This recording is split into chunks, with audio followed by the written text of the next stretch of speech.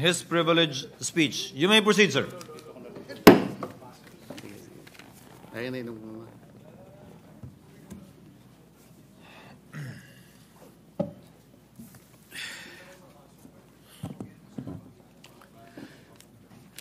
Thank you, Mr. President.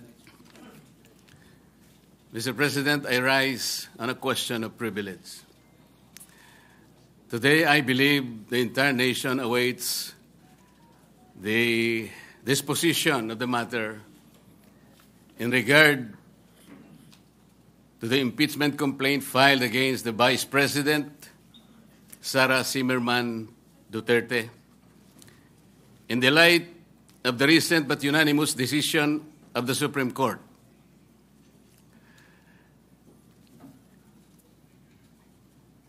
Mr. President, this decision was promulgated on July 25, 2025, declaring said complaint to be unconstitutional, void ab initio, violative of due process, and that the Senate in the first place did not acquire jurisdiction over it. Take note, Mr. President, it even said that the decision is immediately executory. But before I continue, Mr. President, let me put on record that the initial proceedings, impeachment proceedings conducted by the Senate in the 19th Congress have never been formally carried over to the Senate of the 28th Congress. I do not know, and I'm not aware, I cannot recall of any action so far taken by this august chamber to the effect that the initial impeachment proceedings, which were deemed to have been terminated at the expiration of the 19th Congress at noon of June 30, 2025, have been miraculously brought to life to the effect that the initial impeachment proceedings, which were deemed to have been terminated at the expiration of the 19th Congress at noon of June 30, 2025, have been miraculously brought to life into the present Congress. That having said, Mr. President, I'd like to continue. Mr. President, the decision of the Supreme Court did not dwell on the intrinsic merits of the impeachment complaint filed against the Vice President. It zeroed in merely on the procedures and the processes taken by the House of Representatives. To repeat, it declared the whole impeachment complaint constituting the articles of impeachment to be unconstitutional, violative of due process, void ab initio. Simply because the rules of procedure in impeachment proceedings in the House of Representatives were never followed. And they violated the one-year ban on multiple impeachment complaints as prescribed under Article 11, Section 3, Paragraph 5, which says that no impeachment proceedings shall be initiated against the same official more than twice within a period of 1 year. Napakasimple po ng sinasabi doon, Mr. President. No impeachment proceeding should be initiated against the same person more than twice within a period of 1 year. Ilan po ang impeachment proceedings, impeachment complaints na ipinail ng House of Representatives? 4 po eh. The first one started in December 2. Sumunod po December 4. Meron pang sumunod na December 19 hanggang sa umabot po noong February 5. Yun nga pong ipinangangalandakan na impeachment complaint which was signed by more than 1/3 of the members of the House of Representatives. Nasunod po ba? Nasunod po ba ang tuntunin ng House of Representatives? Noon pong nag-require ang Supreme Court, Mr. President, tinanong po yung House of Representatives in connection with the 2 petitions filed by several parties before the Supreme Court. One of the items required by the Supreme Court is for the House to give the status of the first 3 complaints filed. Ano po ang sagot ng House of Representatives? Yun daw pong unang 3, the one filed in December 2, December 4, and December 19, were all archived. Nasaan po sa rules ng House na yun pong mga impeachment complaints na ipa-file ay archive? Wala po. Pwede po bang ipakita yung slide na kung saan ay makikita natin ano po ba ang proseso kapag may nag-file na isang impeachment complaint?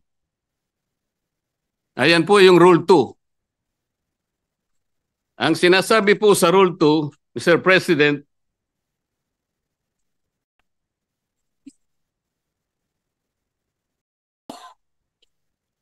hindi sa Rule 3, sa Rule 3. Rule 2, Section 3. A verified complaint for impeachment by a member of the House or by any citizen upon a resolution or endorsement by any member thereof shall be filed with the office of the Secretary General and immediately referred to the Speaker. Bakit hindi po nasunod ang tuntunin na ito, Mr. Speaker? Kailan po ni-refer ng Secretary General sa opisina ng Speaker yung impeachment complaint dated December 2, 2024?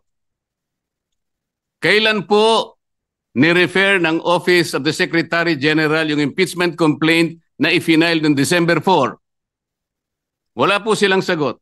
Kailan po ni-refer ng Office of the Secretary General yung impeachment complaint that was received on December 19? Wala po silang sinasabi. Kung titingnan po natin ang sagot ng Solicitor General in behalf of the House of Representatives, ang sabi po nila, the Secretary General diligently referred simultaneously all the impeachment complaints to the office of the Speaker on February 5, 2025. Immediately po ba yan, Mr. Speaker? December 2, December 4, December 19, at isinama po yung February 5, all of them were simultaneously referred to the office of the Speaker on February 5. 2 buwan po ang kanyang ginugol para lang i-refer sa office of the Speaker. Ano po ang immediate doon? Wala po. Wala po silang sinunod. Wala silang ni-refer at ni-refer nga po delayed. Nung ma-refer po, ang sabi po ng Solicitor General, the 4 impeachment complaints were included in the order of business doon po sa session number 36. You will note, Mr. Speaker, hindi po niya ibinigay bilang annex yung order of business in section number 36. Ang kanya pong ipinakita ay yung journal number 36. Bakit po? Sapagkat hindi totoo na yung 4 na impeachment complaints were included in the order of business. Mr. President, I have a copy of the order of business, session number 36. And I will deposit a copy to the office of the Senate Secretary for everyone to see and examine for themselves kung talagang in-include nila sa order of business. Wala po. Saan po nila in-include? Doon sa journal. Iba po yung journal sa order of business. Alam po niyo kung bakit lang nalagay sa journal, Mr. Speaker? Idinagdag po nila as additional reference of business. That is not the requirement of the Constitution. Pwede po ba nating makita yung slide, ano sinasabi po ng Constitution?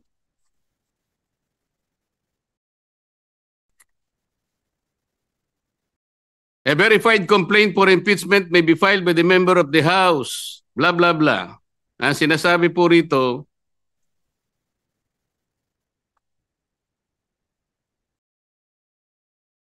iba yun.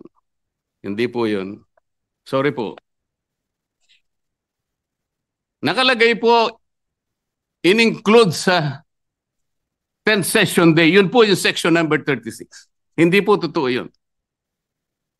Ilang violations na po? Kanina po, in-archive po yung tatlong violations.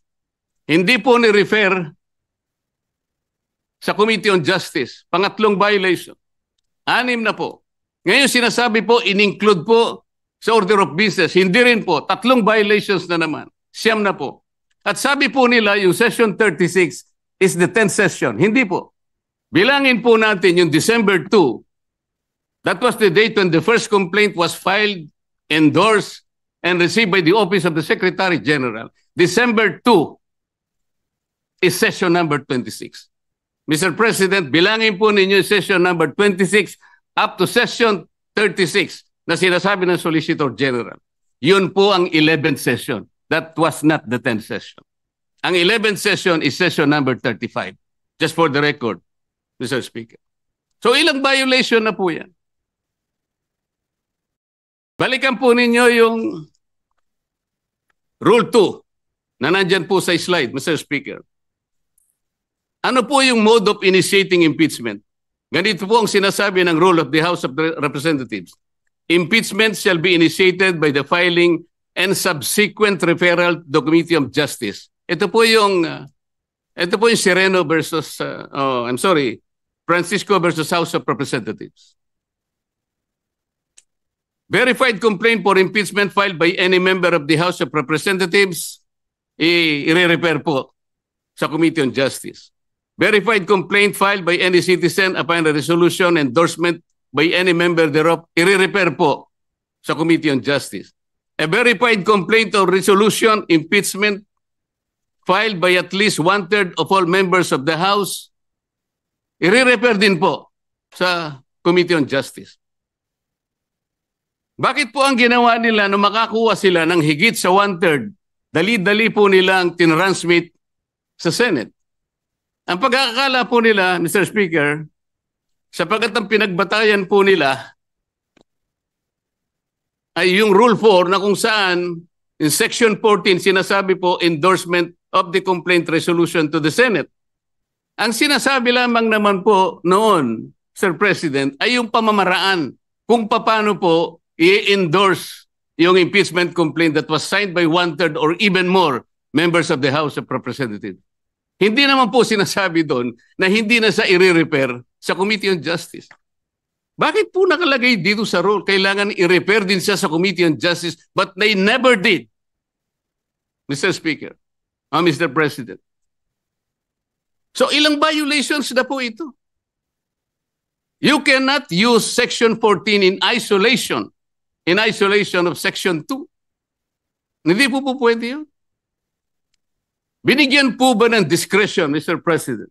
Was the House given the discretion to select, to withhold and select from among the 4 impeachment complaints, which will be the one to be transmitted in the Senate in derogation of the 1-year ban rule? Wala po silang discretion. Kung sila po mismo ay hindi sumusunod sa tuntunin, bakit po ngayon ay napakarami pong nagsasalita?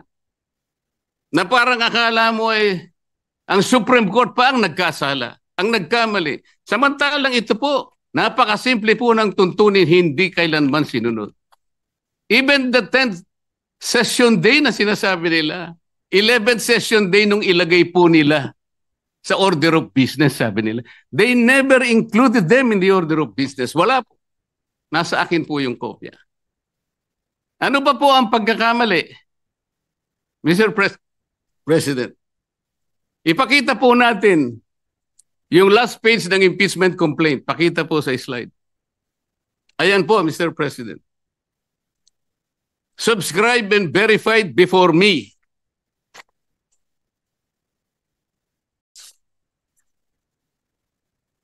Sabi po ng Secretary General.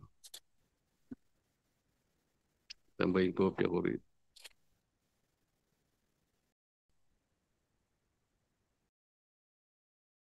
Subscribed and verified before me on this blank day of February 2025. Wala pa pong date.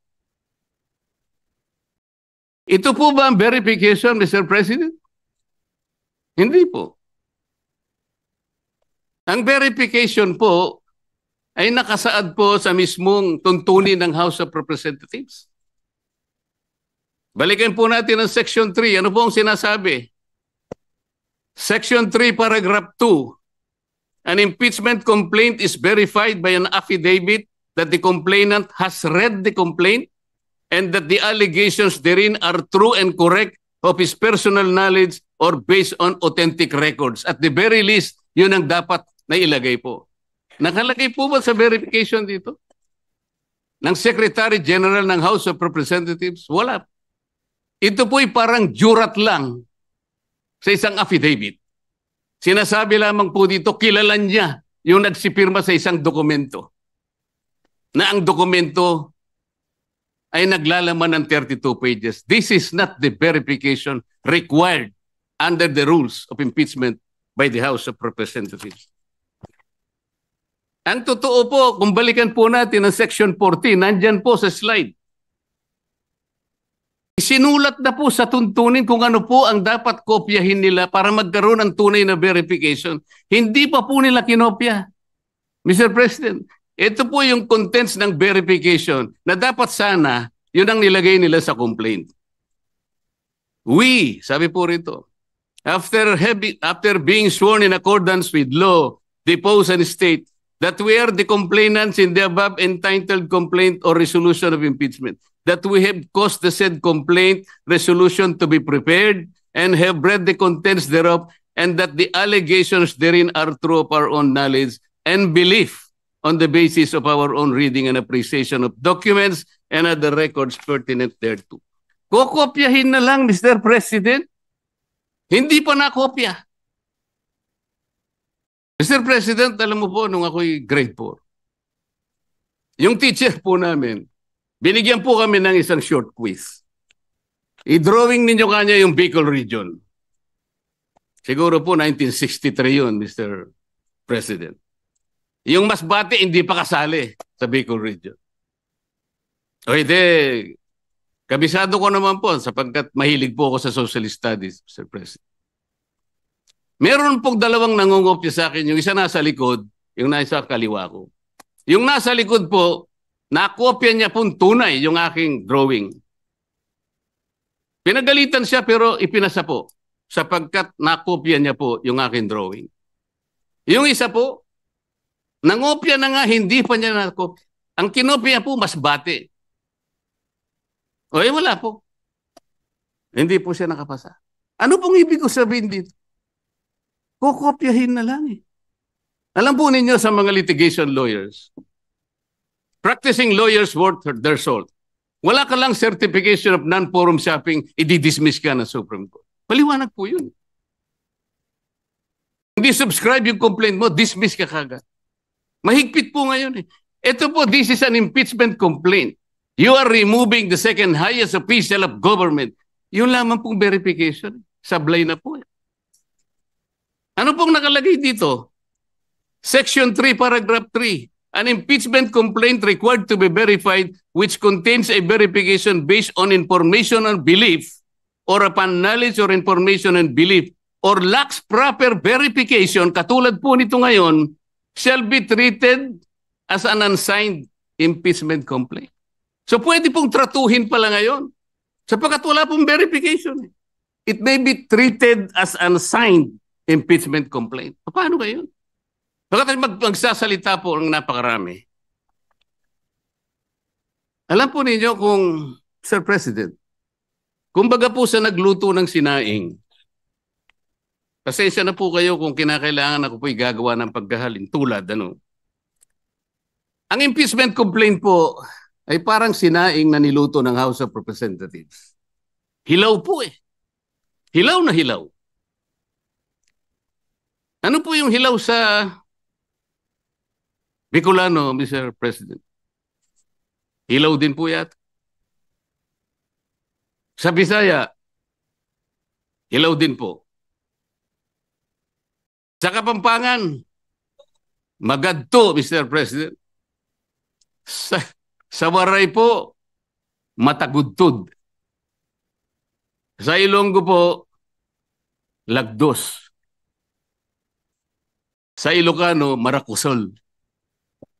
Sana po tama ang aking pagkaka-pronounce. Ang dami pong nagsasalita, Mr. President. Doon lang pa po sa House of Representatives, isa pong bagong pasok doon, Ngunit matagal na pong nagserbisyo sa ating bansa. Naging senadora, naging Secretary of Justice, naging chairman ng Human Rights Commission. Alam po ba kung ano sinabi niya sa isang panayam? Ito po, nakuha ko. Harap-harapan na tayong niloloko. Kakaibang korte ito. Sana sa palengke na lang final ang impeachment case. At least doon, may nagtitinda ng totoo. Sana po, magtinda po siya ng matagudtod na kanin dyan sa Samar. Baka may bibili kaya. Pwede kaya siyang pumunta dyan sa Pampanga po para magbenta ng magadto na kanin.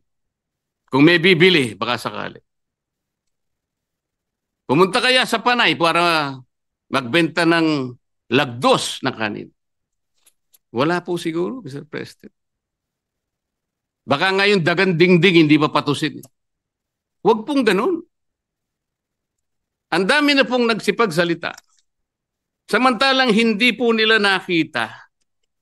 Ang dami, kayo po nagsimula ng mali. Hindi naman po sinasabi ng Korte Suprema na kailanman ay huwag kayong mag-impeach, huwag na kayong mag-file. Ayusin nyo lang po eh. Yun lamang po ang gustong mangyari dito. Ayusin nyo. You want to impeach the Vice President, do it in the right way. Hindi naman po tinignan ng merito eh. Ang sinasabi yung proseso, hindi po nyo sinunod eh.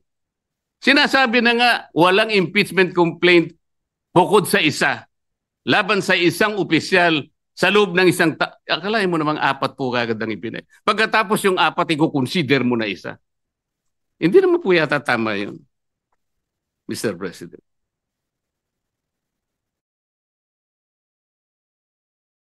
Mr. President, gusto ko pong basahin isang parte ng official statement of the Integrated Bar of the Philippines and the Supreme Court's decision in Duterte versus House of Representatives, August 1, 2025. And I quote, "Disagreement with the court's reasoning is neither unwelcome nor unexpected. Dissent is not foreign to a democracy. It is essential to its survival. But to incite public repudiation of its authority, or even just to call for its outright defiance, erodes the very foundation of the legal order. Such actions disturb the equilibrium of powers and imperil the integrity of our democratic institutions, especially when appropriate legal remedies remain available within the framework of our constitutional system. If every adverse ruling becomes an invitation to disobey, the law ceases to be a constraint on power and becomes its casualty. The Constitution does not require agreement. It demands adherence." Sinasabi po ng mga ibang kasama natin, magpapile pa naman ng motion for reconsideration. Bakit hindi natin hintayin? As I said, Mr. President, if you are a practicing lawyer worth your salt, you are confronted with the unanimous decision of the Supreme Court. In a firm voice, it says this is unconstitutional, void ab initio, violative of due process, and the Senate never acquired jurisdiction over this. And it is immediately executed. Parang sinasabi niya sa'yo, wala ka ng room mag-file niyan. Is anyone expecting that even one soul of the members of the Supreme Court will reverse himself? We cannot depend our action, Mr. President, on the fortunes of litigation. Naalala ko pa nga po doon sa kaso ng Francisco versus House of Representatives. The former Chief Justice, Renato Puno, in a separate concurring opinion, naalala ko po ang sabi niya, with the possibility of 2 impeachment complaints reaching the Senate, the good Chief Justice said that the Senate, in the exercise of its primary jurisdiction, can decide the question of whether or not the one-year bar rule has been violated or not. The Senate can even decide if on its face the impeachment complaint has no legal basis. At ang sabi pa po niya doon, Francisco versus House of Representatives. Sabi pa niya ron if the Senate finds that the one-year bar rule is violated or that the impeachment complaint has no legs to stand on, that will be the end of the entire controversy. He was saying that let's give all the remedies available to the House and the Senate because of their primary jurisdiction. But when the case is ripe for judicial determination, it was the view of the former Chief Justice that the Supreme Court at that time, and only at that time, when it can speak with great moral authority in order to compel the loyalty, the respect, and the obedience of our people. Mr. President, when the Supreme Court negates the actions of a co-equal branch of government, it does not assert its superiority. Instead, it upholds the supremacy and the dominance of the fundamental law of the land, the Constitution. And so the Supreme Court has already spoken. The last arbiter of law, it says the complaint is unconstitutional, is void ab initio, is violative of due process. The Senate never acquired jurisdiction over this. It is immediately executory. On that note, Mr. President, I respectfully move that the impeachment complaint be dismissed. I so move, Mr. President.